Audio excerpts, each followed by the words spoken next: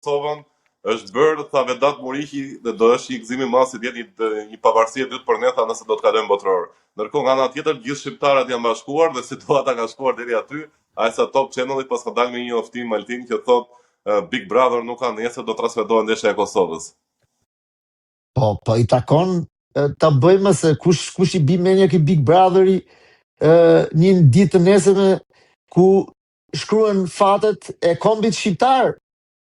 Nuk janë vetëm fatet e Kosovës, si një shtet i vogël shqiptarësh. Aty shkruhet fatet e gjithë kombit shqiptar, e gjithë shqiptarëve anë mbatë botës. Sa bëmi një, 20 milion, 30 milion, nuk e di sa mund bëmi. Gjithë botën, me gjithë ato shqiptarët e vjetën Turqie kanë fjalë.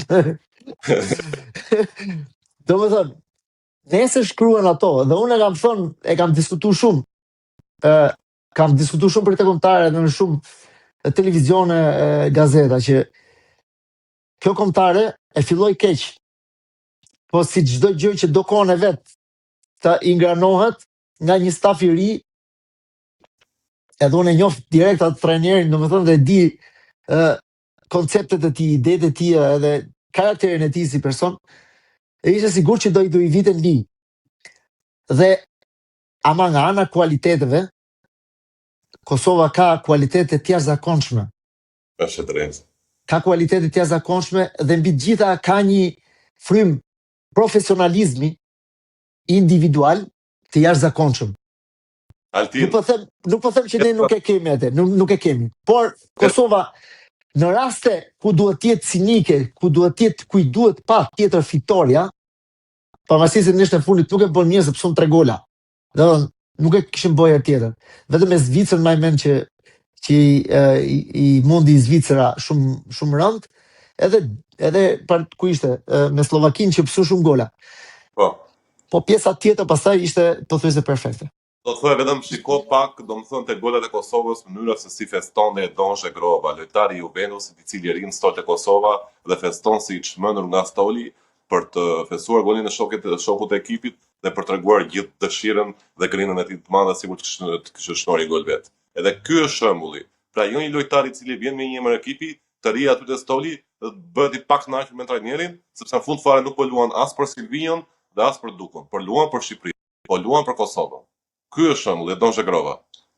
Në qoftë se ju kujtohet, kur erdhi trajneri në fillim fare, Zhegrova bashkë me një lojtar tjetër, tre thyen rregullat, disiplinën mbasi ndeshje dhe u përjashtuan direkt në skuadër. Dhe unë e di shumë mirë që do ndodhte sepse e njoh domosdoshmë disiplinën gjermane nuk do me ditë për emra, kur vjen puna që disiplina, sepse disiplina mban skuadrën.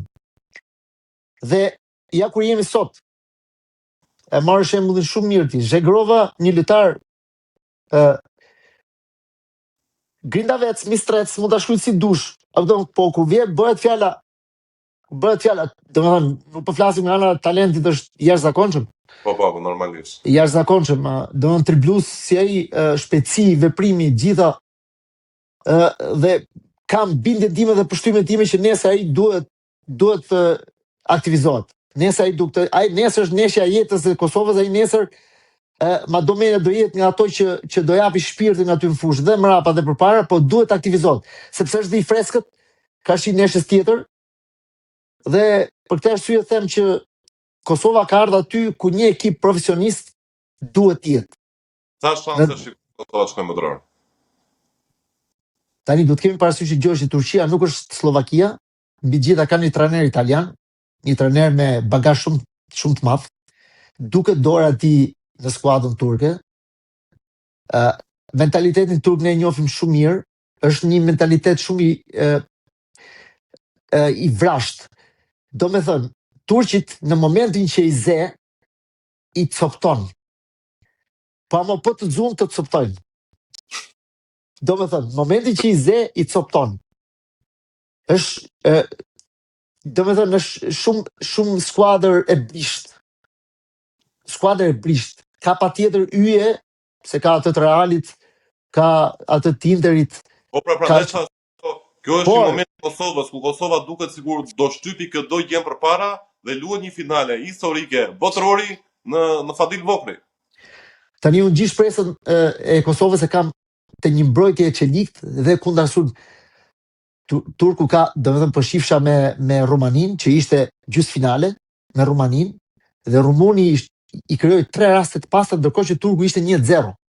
Domethënë Turqia ishte 1-0 për Turqinë, dhe normalisht 1-0 në fushën tande nuk duhet lesh centimetër rastit kundërshtarit. Rumania pa 3 raste të pastra fare, vetëm domethënë ajo është skuadër shumë e brisht. Turqias në mos mbrapa në mbrojtje ka shumë probleme.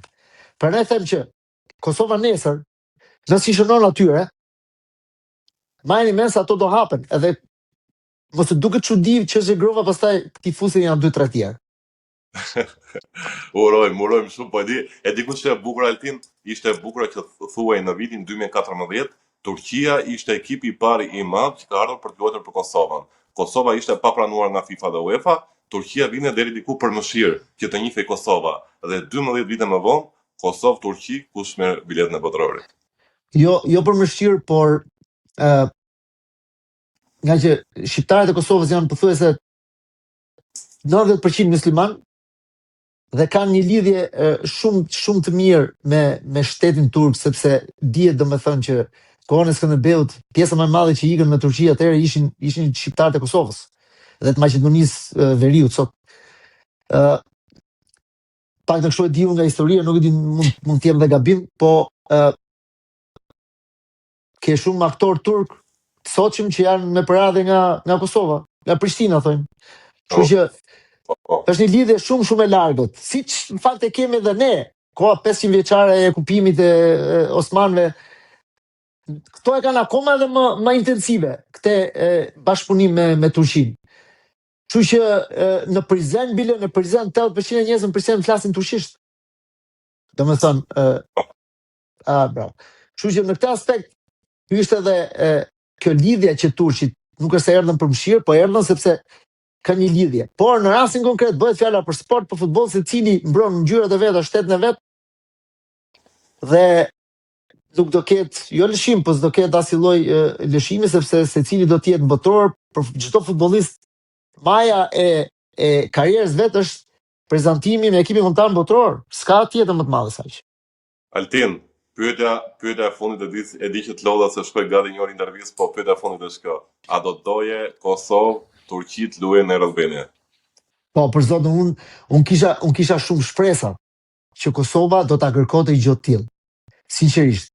Sepse me gjithë respektin për Prishtinën, se e du fort, Kosovën e du fort, edhe njerëzit aty i du fort, sepse janë shqiptarë, janë pjesa jone më e mirë, por një ndeshje në Air Albania, që fundi fare është më e mbyllur, krijon atmosferë jashtëzakonshme, që fundi fare nuk kishte pse biletat t'i mjeshin shqiptarët e Shqipërisë, po të gjithë shqiptarëve të Kosovës biletat, atyre vetëm ja kisha dhënë, po ta bëshin ndeshjen në Air Albania.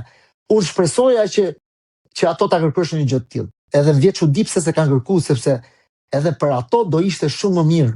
Se mund ta bënin sipas rregullave? Po patjetër, pse jo? Çdo ekip kombëtar ka drejt ta zhvillojë ndeshjen atje ku don.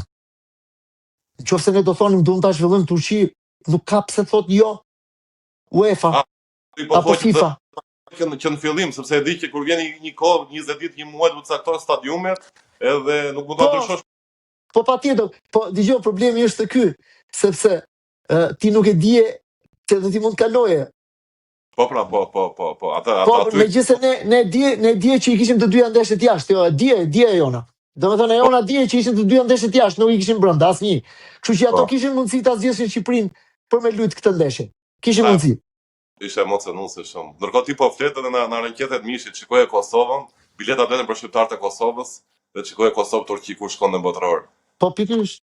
Po si një trup i vetëm, aty është si një trup i vetëm. Aty ishte si një trup i vetëm. Do ishte fantastike. Nëse gjithsesi edhe stadiumi i Kosovës është pak i hapur, kështu atmosfera nuk është si në Air Albania, ta themi tash realitetin. Tifozat do jenë aty për krahas skuadrës, rasti nuk duhet humbur. Uroj që tifozat të dinë ta mbështesin skuadrën. Jo siç e kanë zakon tifozat tonë në Shqipëri e fillojnë këngën dhe fitoren para ndeshjes, lodhen ndeshje dhe gjatë ndeshjes i harxhohen bateritë, s'kan fuqi as me fol, as me bërtit, as kur t'jep faul kundërshtar, ajo arbitri kundra që të fshkëllesh, se aty duhet mbështetja. Mbështetja aty duhet presioni i publikut, aty shihet. Kur arbitri t'jep një faul, kur kundërshtarit bën një faul, gjithë stadiumi fshkëllen, do të çajnë veshët nga fshkëllima, kjo ndikon direkt moralin e lojtarëve, po edhe të arbitrit. Do me thënë, që mos bëjmë më t'japim më faul kundër te, ndikohet, ka ndikim. Ma besoj që ka ndikim. Momenti që ti filloj e bërtet para neshjes, se shan serpte, shan ato, shan të fut varës dhe, s'ke ta kapë. Menaxhim forca shikesi për tifozët edhe për lojtarët, po nuk e di se ka tifozët, jemi gjithë. Altin, shumë faleminderit që ishe pjesë e kësaj interviste, ishe shumë kënaqësi për dëgjuar në detaje gjithçka që ti dhe. Ishte kënaqësi gjithashtu, suksese Kosovës, suksese ekipit ton kombëtar në të ardhmen, sepse nuk ka marru asgjë, fundi fare na presin nesër shumë. Çuna tri kemi sa dush që na japin kurajë, na japin na japin për të ardhmen shpresë. Kështu që thjesht duhet ta shfrytëzojmë edhe të marrim vendimet e duhura.